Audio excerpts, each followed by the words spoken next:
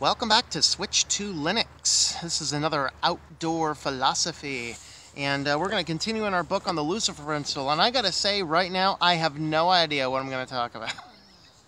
This section of Lucifer Principle was excessively interesting, excessively weird. Much like the last section, every single chapter said the same thing. These people rose to power, wiped out these people felt bad, these people felt good. There's really nothing in this. I'm going to extract the only thing that I could possibly extract out of modern society from this section, and then hopefully next section, on the rise and the fall of the American Empire, will possibly be more... Like, we're out of the realm of applicability at this point in time. I'm just going to be grasping at straws to figure out what to say. But this entire section is called Who Are the Next Barbarians? And the entire principle here, and this was a long section, and I read it over 2 weeks, and I don't remember half of it because it just got boring and monotonous. But basically they talk about the Barbarian Principle, which simply talks about, of course you think about barbarians. I used to play Civilization 4, and, occasionally you have the barbarian tribes. You're just building up, and the other empire's not coming around, but some barbarian comes by and clubs down your village and takes you over and pillages you. Barbarians. Well, the Barbarian Principle, as they're talking about here, is how just because we've risen to power doesn't mean we're going to stay there. And that is actually the thesis in the next section, which is called The Rise and the Fall of the American Empire. How decadence really destroys a culture. And that's really the thing. There is actually, if you get a chance to watch, there is a documentary. I'm not sure if you can find it anywhere for free.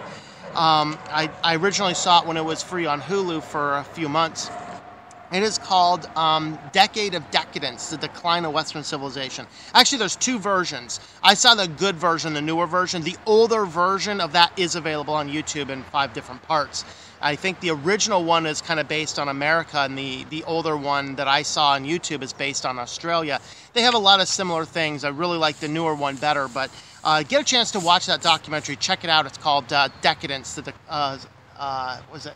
I think I said it right the first time.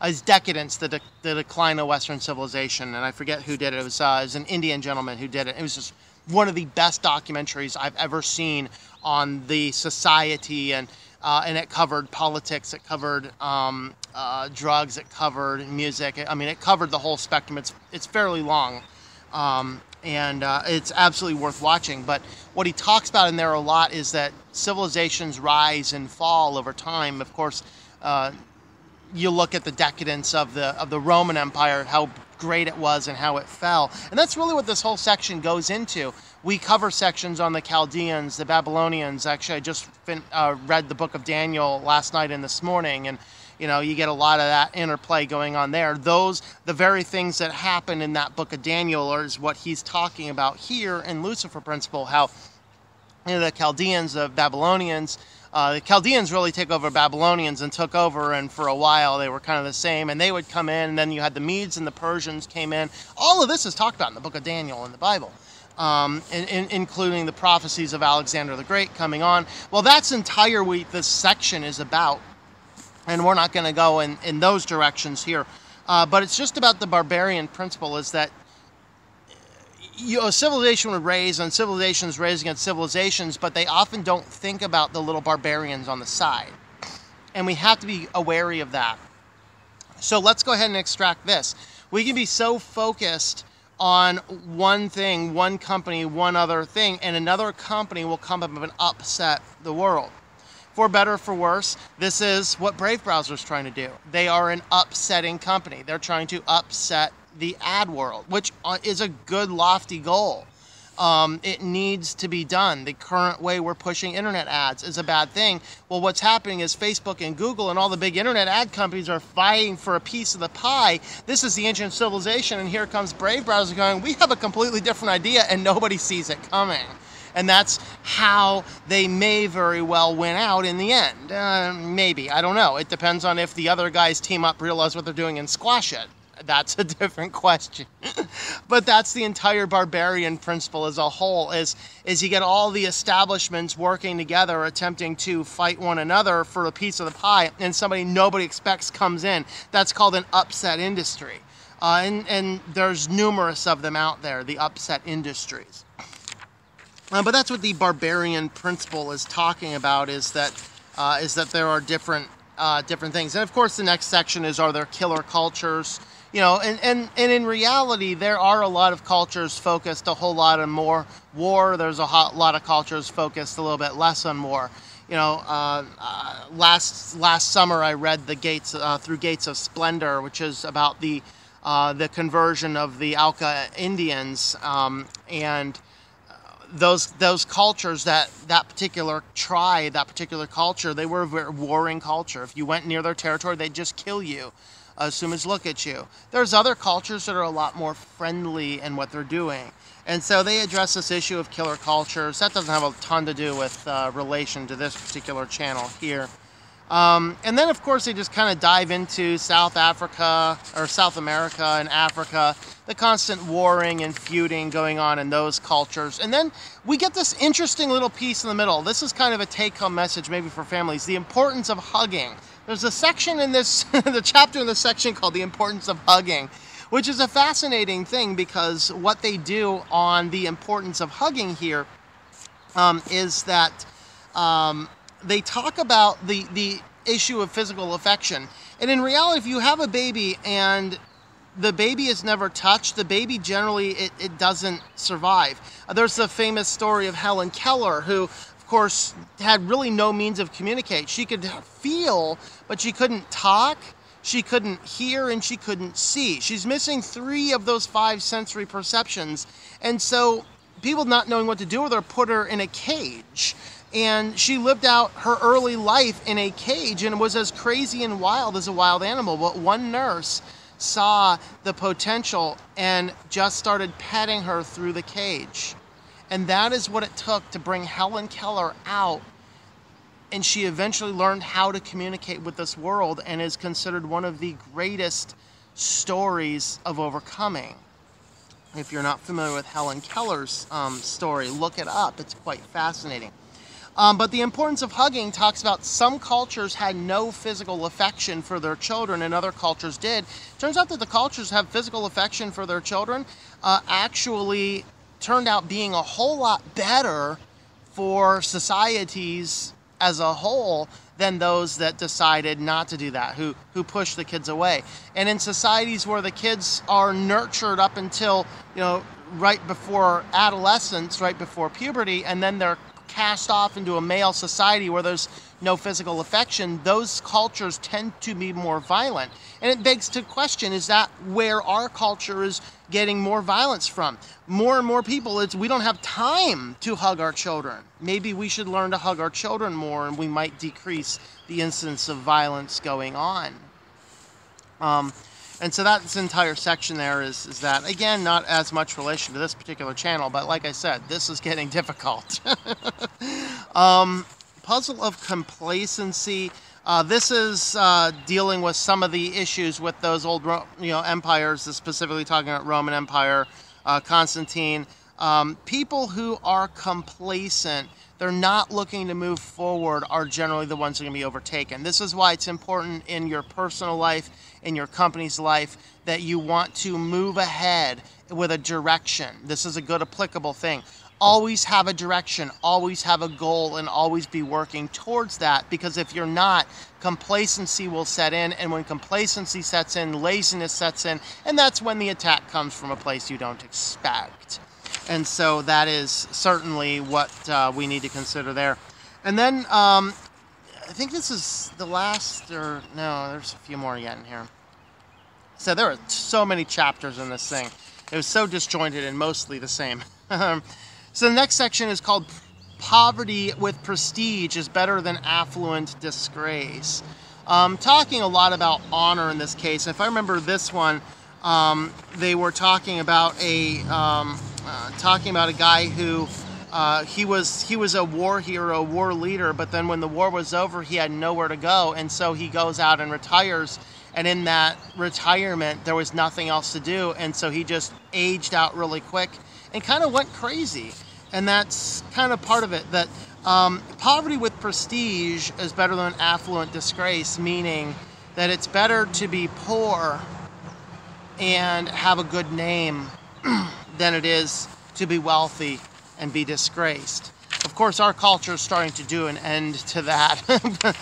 money is the end all. And then of course we get into this thing, and this kind of gets into some of the early American politics. So they talk here about a little about the Iraqi war with the American politics and things like that, where they talk about why prosperity will not bring peace. And this is a reality, is anytime we start getting prosperous, anytime there's an influence of wealth, we don't see peace breaking out. We oftentimes more see violence. Sometimes the violence is just, cutthroat business. Sometimes the violence is physical violence. And that's kind of the issue. Now, where we talked about in this with the United States getting in, now of course they talked a little bit about Great Depression, which surprisingly was some of the per capita lowest crime rates when everyone was struggling and suffering.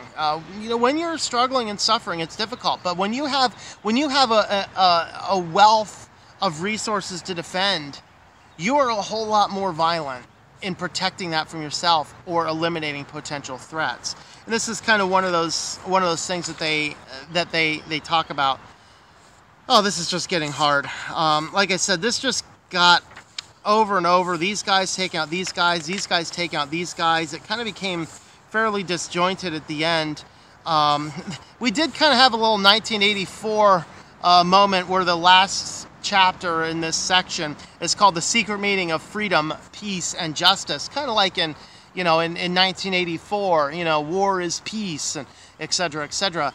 And it begs this question that I was watching. I used to watch the old show Wonder Years when I was younger, so I picked up a couple of seasons, and I think it's one of the ones I think it's actually the episode called Angel, which is from the first season, the pilot season of Wonder Years, where the sister, is it Karen? I think it's the sister, and she's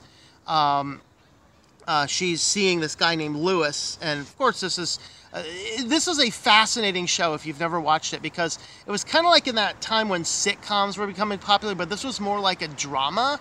It was like a short TV drama, and they tackled really, really, really weighty issues from that culture.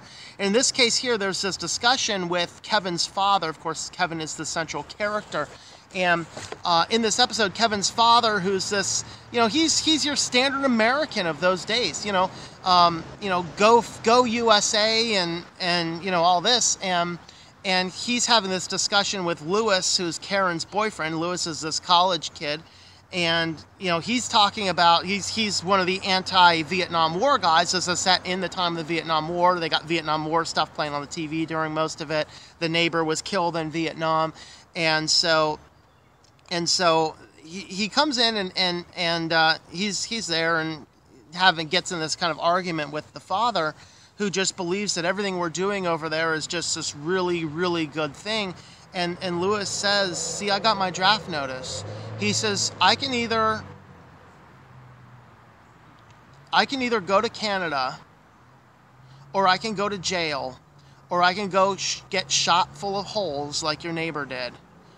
All for freedom, so that we can sell the Vietnamese Nestle Quick and whatever other products he named what were popular at that time. And that was a lot of where we in our country, we want to push our freedom. It's not freedom, it's corporatocracy we're pushing. We're pushing go out to have freedom. It's freedom of the company to take over the world. Even in this area here in State College, Nestle was going to put in a plant down here. Our community fought it and we won.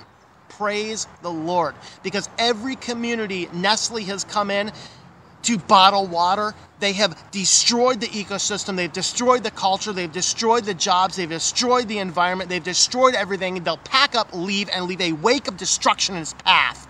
I say, good riddance, Nestle. Get out of here. But that's kind of the thing we're talking about here is, in light of this, freedom, peace, and justice are relative words for our American society. And try and live in our society without insurance. Try and live in our society without a phone. Try and live in our society. Try and choose your internet provider. You can't do it. Try and choose your doctor if you have to have a certain health plan because of your job. We don't have choice. We don't have freedom nearly as much as people say we want to have freedom. Now, I don't want to go into a communist country either. I'd rather fix the problems here because what we have is certainly better than than what most places have. I'm certainly not advocating for that, and I'm definitely not a communist. Communism would work perfectly except for the problem of human sin, and you can check out my other channel for more details on that. I'm going to leave it at that.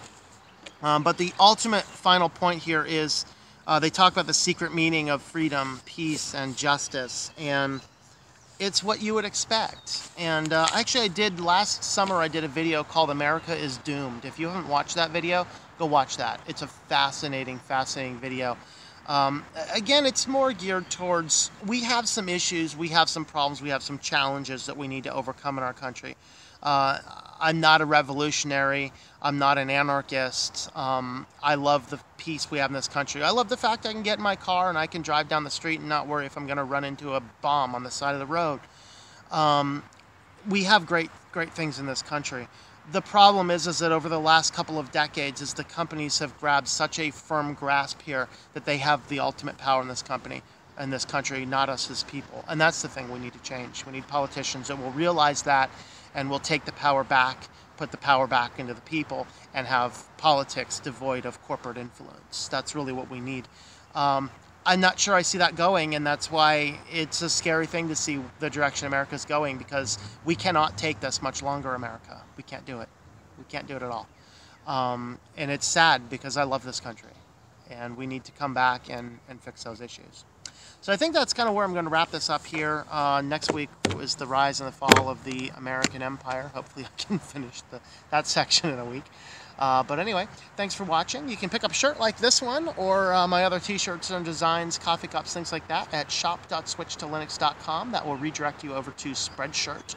They have great customer service and very fast production and shipping. You can also check out our Patreon page, patreon.com/TomM.